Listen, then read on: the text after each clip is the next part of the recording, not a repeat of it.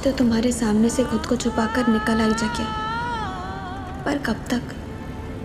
कोई ज़रूरी तो नहीं कि किस्मत जब भी तुम्हारे सामने लेकर आए मुझे, मैं तुमसे नजरें चुरा कर निकल पाऊँ। क्या हुआ भाई साहब? आगे कोई बुढ़िया को लग गया है।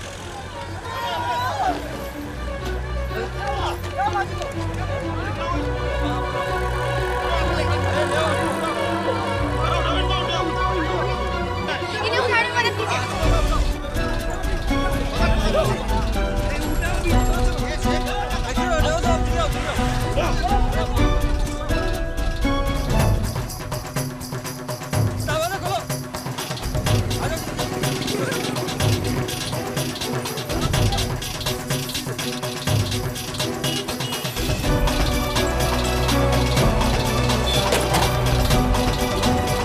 चलिए भाई साहब, पास के किसी अस्पताल में ले चलिए जल्दी से।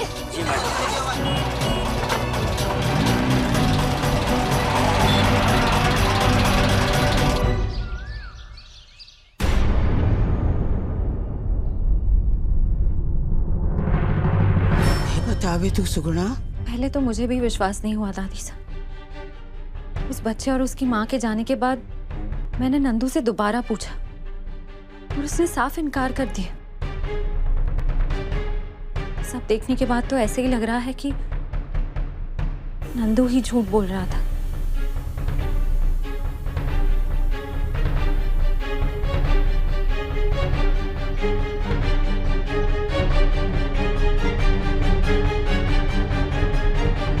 बात बढ़ गई तो रामेश्वर जी की तरह तारे बापूसा की नौकरी भी चली जाएगी। बड़ी हवेली के छोरों से दूर ही रहना भला है बेटा। भगवान के लिए ये सब कुछ अपने पिहर जाके मत बताना। नंदू सच बता, ये दूरबीन उस लड़के की है? नहीं दीदी, ये दूरबीन तो मेरी है। पता है, ये मैंने अपनी जेब खर्च बचाकर अपने लिए खरीदा है। हेलो दादी साहब, सुन रही हैं ना? बसंत तो गहना से जे बात छिपाना ठीक ना होगा। अब मुझे लागे सुगुणा वक्त आ गयो है, उन्हें बताना ही पड़ेगा उनका छोरा कौन सी राह चले है। तू जहाँ पे आ जा और सब कुछ बता दे बसंत गहना को। दादी साहब नहीं दादी साहब, मैं नहीं बता पाऊंगी। आप जानती हैं कि ताईसा और ताऊसा नंदू के बारे में कुछ भी सुनना पसंद नहीं करते। कहीं वो मुझसे नाराज होकर। नहीं दादी साहब, मुझसे ये नहीं होगा। अरे तो जब नंद किशोर पूरी तरह बर्बाद हो जावेगो, अपने भविष्य को डुबो देवेगो, तब हाथ लगेगा तने। बड़ों की जिम्मेदारी होवे, घर के बाल बच्चन का ध्यान रखना। नंद किशोर भाई है थारो। सुगुणा तने अपनी जिम्मेदारी निभानी पड़ेगी, समझी? एक काम कर, कल तू आजा जहाँ पे बसंत गहना से बात करने से पहले अपनी माँ को सब कुछ बता दीजो। और सुन, इस बारे में हमारी बात हुई है, जी मत बताना किसी को। पर दादी साहब, जो कहूँ वो कर चुपचाप। ठीक है दादी साहब, जैसा आप कहें। रखती हूँ।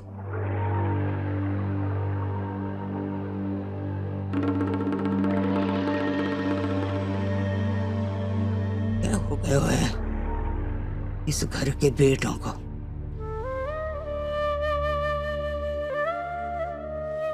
परवरिश में कमी रह गई क्या?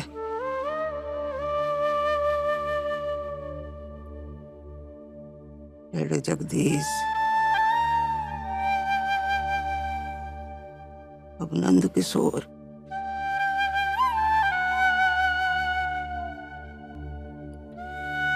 थोड़ा ठीक से अपने दांत भी न मांज सके और चोरी चकारी पे उतर आयो।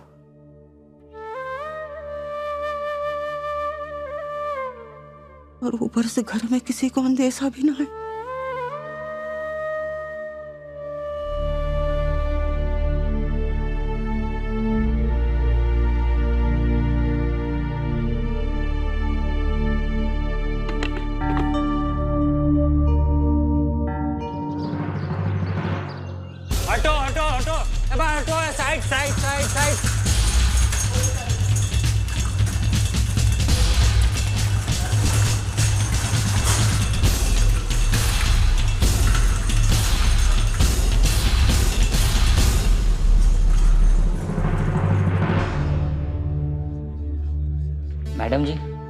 मेरा पैसा तो चुकता कर दीजिए ताकि मैं आगे निकल सकूं। वैसे मैडम जी, आप बोले तो जहां आपको जाना था वहां मैं आपको छोड़ दूं? नहीं भाई साहब, मैं यहीं रुकूंगी।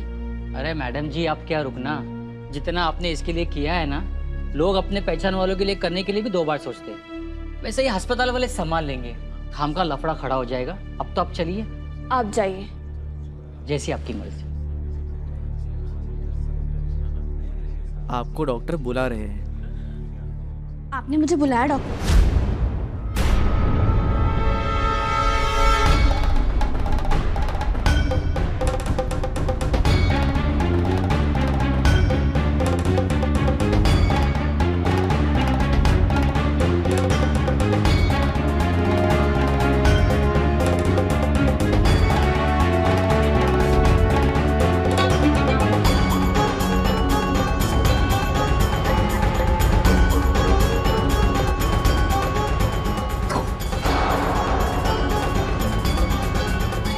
यहाँ कैसे? आई होप ये कोई बुरा सपना हो।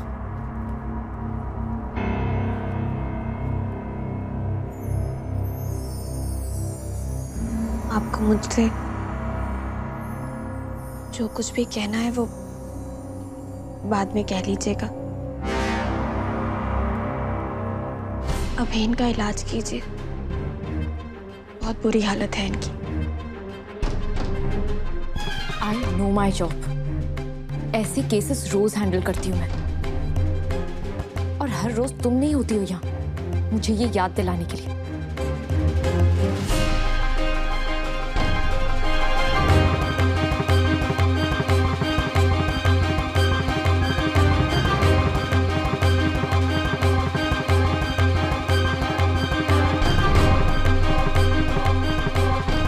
नर्सिन, एक बॉटल ग्लूकोज चढ़ाओ।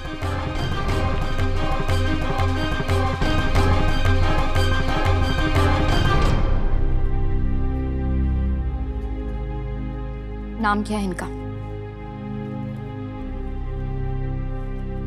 पता नहीं, रास्ते पर बेहोश पड़ी हुई थी। शायद कोई गाड़ी इन्हें ठोकर मारकर चली गई थी। खून बह रहा था इसीलिए यहाँ ले आई।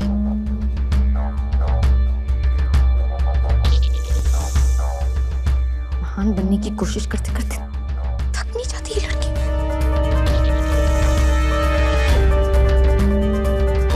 डॉक्टर, ये फॉर्म। क्योंकि एक्सीडेंट का केस है तुम्हें ये फॉर्म भरना होगा। चाहो तो हिंदी में भर सकती हो। ओ हाँ, मैं तो भूल ही गई। अब तो बहुत पढ़ लिख गई हो तुम, बहुत अच्छे से इंग्लिश भी आती होगी तुम्हें। लो,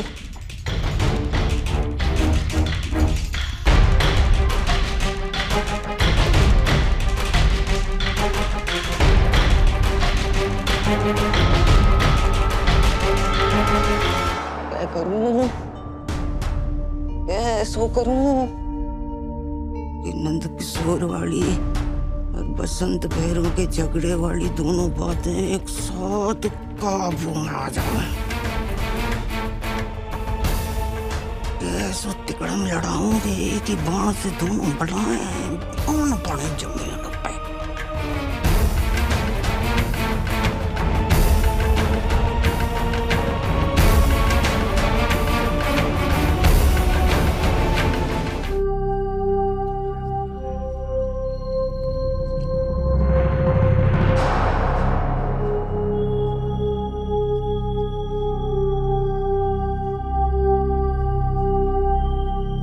पेशेंट अब खतरे से बाहर है। Thank you. थैंक्स कहने की कोई जरूरत नहीं है। मैंने कोई एहसान नहीं किया है तुम पर। यहाँ आए लोगों का इलाज करने के लिए बैठे हैं हम। वैसे चैतसर से यहाँ तुम उस औरत की मदद करने के लिए तो आई नहीं होगी। जगत ने भी मुझे कुछ नहीं बताया। कुछ खास काम से ही आई होगी। मैं यहाँ सिर्फ एक दिन के लिए आई हूँ गौरी, जरूरी काम से, और मैंने जग्या को भी इस बारे में कुछ नहीं बताया।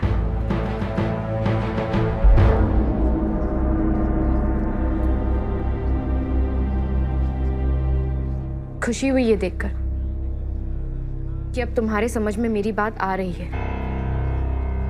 आनंदी, तुम जितना जगत से दूर रहोगी उतना ही हम तीनों के लिए अच्छा है। तुम मुझे लेकर इतनी परेशान क्यों हो गौरी? तुम खुश रहो अपनी जिंदगी में।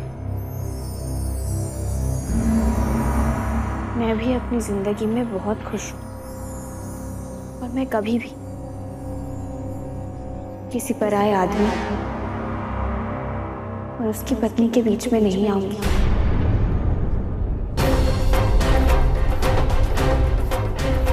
आनंदी, अब हम इस औरत का ध्यान रख लेंगे। तुम जा सकती हो।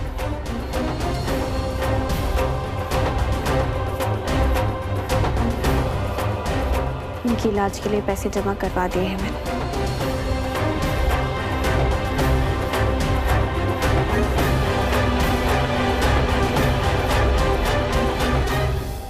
कोई फर्क नहीं पड़ता मुझे इस बात से कि मुझे तुमसे हर वक्त कड़वी बात करनी पड़ती है। अगर जगत को तुमसे दूर रखने का यही तरीका है तो अपने अंदर दुनिया का सारा जहर भर के भी तुमसे बात कर सकती हूँ। आनंदी, इतनी दूर आई हूँ फिर भी जगत से नहीं मिल पाई।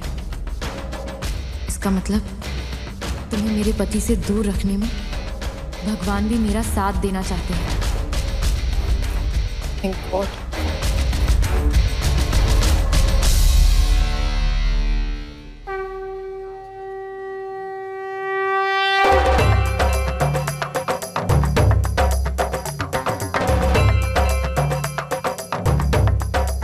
तुम्हारी प्रॉब्लम, तुम्हारी तकलीफ मेरे पति को क्यों तुमने जबरदस्ती घुसा रही हो? सरपंच बिटिया हो ना, पूरा काम संभाल रखा है ना तुमने, तो फिर अपना घर क्यों नहीं संभाल सकती अकेले? क्यों मेरे पति के पीछे पड़ी हो? खुद चैन से नहीं जी सकती तो ना सही, हमें तो जीने दो। तुम एक छोटी, चालाक और स्वार्थी लड़की हो। गौरी सच में बहुत बदल चुकी है। उसे हमारे बात करने पर अब कोई एतराज नहीं है। बहुत चेंज हो गई है वो।